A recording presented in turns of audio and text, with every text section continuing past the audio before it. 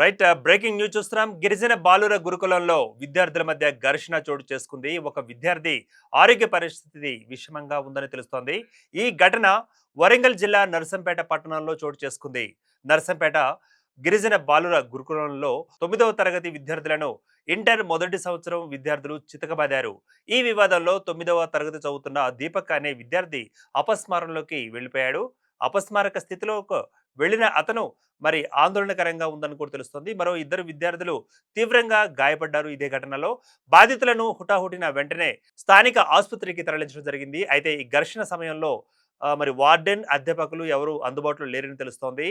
ఇక ఈ ఘటనకు సంబంధించి మరింత సమాచారం మా ప్రతినిధి పవన్ అందిస్తారు. పవన్, చెప్పండి, మరి హాస్టల్లో ఏం జరిగింది, ఘటన పూర్తి వివరాలు. అంటే ప్రధానంగా గురుకుల హాస్టల్స్లలో ఒకవైపు హై స్కూల్ చదివే వాళ్ళు ఉంటారు, మరోవైపు ఇంటర్ విద్యార్థులు కూడా ఉంటారు. కాబట్టి సాధారణంగా కొంతవరకు ఈ గురుకులాల్లో ఈ సీనియర్ జూనియర్ దాంట్లో వివాదం జరుగుతూ ఉంటుంది. అప్పటి మంది అంటే చిన్న చిన్న పిల్లలు కాబట్టి అక్కడ హాస్టల్ వార్డెన్ కావచ్చు, సెక్యూరిటీ అక్కడ ఉన్న వాళ్ళు సర్దుపరిచే ప్రయత్నం చేస్తారు. సో ప్రధానంగా ఈ మధ్య కాలంలో ఒకవైపు గురుకుల హాస్టల్స్ లో ఫుడ్ పాయిజన్ విషయం కావచ్చు, చిన్న చిన్న ఇష్యూస్ చాలా వరకు బయటకు వస్తుంది.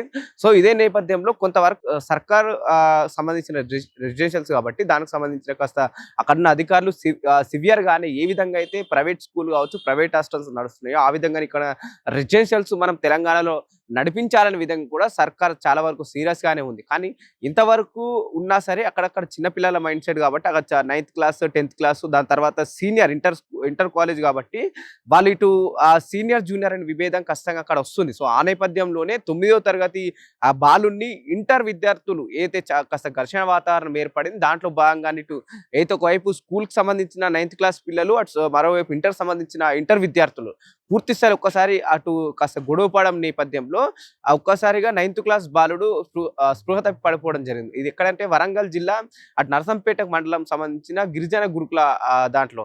సో ప్రధానంగా ఇక్కడ ఉన్న మేనేజ్మెంట్ ప్రశ్నిస్తున్న తల్లిదండ్రులు ఏంటంటే ఇక్కడ గొడవ అయినప్పుడు అంటే చిన్నపిల్లలు వాళ్ళు తెలియదు, వాళ్ళు సాధారణంగా చిన్న చిన్న గొడవలు అవుతూ ఉంటాయి, ఏ స్కూల్లో అవుతూ ఉంటాయి. సో ఇక్కడ సెక్యూరిటీ కావచ్చు, సెక్యూరిటీ వార్డెన్స్ ఇటెల్లిల్ అనే ప్రధానంగా ప్రశ్న కూడా లేవనెత్తడం జరుగుతుంది. రైట్ పవన్, అంటే మరి ఇది ఒక రకంగా మరి టీజింగ్ గా భావించవచ్చా, లేకపోతే సాధారణంగా జరిగిన ఘర్షణగా తీసుకోవచ్చా అంటారా? అంటే ప్రధానంగా టీజింగ్ అని కూడా మనం చెప్పలేం. ఎందుకంటే టీజింగ్ లాంటి ఈ పదాలు పూర్తి స్థాయిలో మేజర్ అయిన తర్వాత అంటే 18, 19 అయిన తర్వాత వాళ్ళకు ఒక స్టాండర్డ్ మైండ్ సెట్ వస్తాయి కాబట్టి అంటే బీటెక్, ఎంబీబీఎస్ ఆ టైప్లో వచ్చినప్పుడు దాన్ని టీజింగ్ గా మనం చూడొచ్చు. అంటే ప్రధానంగా ఈ స్కూల్ కి సంబంధించి అంటే ఇంటర్ స్కూల్ కావచ్చు, లేకపోతే హై స్కూల్లో స్కూల్ కి సంబంధించి ఉంటారు కాబట్టి దాంట్లో 16 మనకు 9th క్లాస్ అంటే 15, 16 లేదా ఇంటర్ అంటే 17 వరకు ఉంటారు. సో అంటే ఇక్కడ సాధారణంగా మనం స్కూల్లో చిన్నపిల్లలు కొట్టుకోవడం చూస్తాం. దాన్ని అక్కడున్న ఉపాధ్యాయుడు లేదంటే సెక్యూరిటీ కావచ్చు, ప్రధానంగా వాళ్ళని ఇన్ఛార్జ్ గా ఉన్న వాటిని కాస్త బెదిరించడం మనం చాలా సందర్భాలు చూసాం. బెదిరించడం వల్ల గొడవ సర్దుమనగడం, మళ్ళీ పిల్లలు కలిసిపోతారు ఆ నేపథ్యం మన అందరికీ తెలిసిన విషయమే. అంటే ప్రధానంగా అక్కడ ఎవరు లేకపోవడం వల్ల అంటే సెక్యూరిటీ నిర్లక్ష్యం వహించడం, లేకపోతే అక్కడ ఉన్న వార్డెన్ సరే వీళ్ళు ఉంటారులే, రెసిడెన్షియల్ హాస్టల్స్ అంటే పూర్తి స్థాయిలో క్లోజ్డ్ గా ఉంటాయి. అంటే సెక్యూరిటీ పర్మిషన్ లేని లోపల రారాదు, బయటకు వెళ్ళరాదు. అంటే పూర్తిగా ఏదైతే వాల్ కావచ్చు, లేకపోతే ఆ బిల్డింగ్ లో గేట్లు కావచ్చు పూర్తి స్థాయిలో క్లోజ్డ్ ఉంటాయి. సో బయట వాళ్ళు లోపలికి, లోపల వాళ్ళు బయటకు రాకూడదు కాబట్టి సో దాని టీజింగ్ అనే మనం వాడే అవకాశం ఉండదు. రైట్ పవన్, అంటే మరి ఇటువంటి ఘటనలు అదే హాస్టల్లో ఇంత ముందు కూడా జరిగాయా, ఇది కొత్తగా జరిగిందంటారా? అంటే అప్పుడప్పుడు చిన్న చిన్న ఇష్యూస్ జరుగుతూ ఉంటాయి. జరుగుతున్నప్పుడు కూడా అక్కడ ఉన్న వార్డెన్స్ కావచ్చు వాళ్ళు పూర్తిగా సర్దుపుచ్చే ప్రయత్నం చేసింది. ప్రస్తుతం ఈ సంఘటన నేపథ్యంలో కూడా ఇద్దరు అక్కడ వార్డెన్ ఉండాల్సిన అవసరం ఉండేది. ఒకరు ఇన్ ఉంటే ఒకరు పూర్తి స్థాయిలో అవుట్ ఉండాల్సి ఉంటుంది.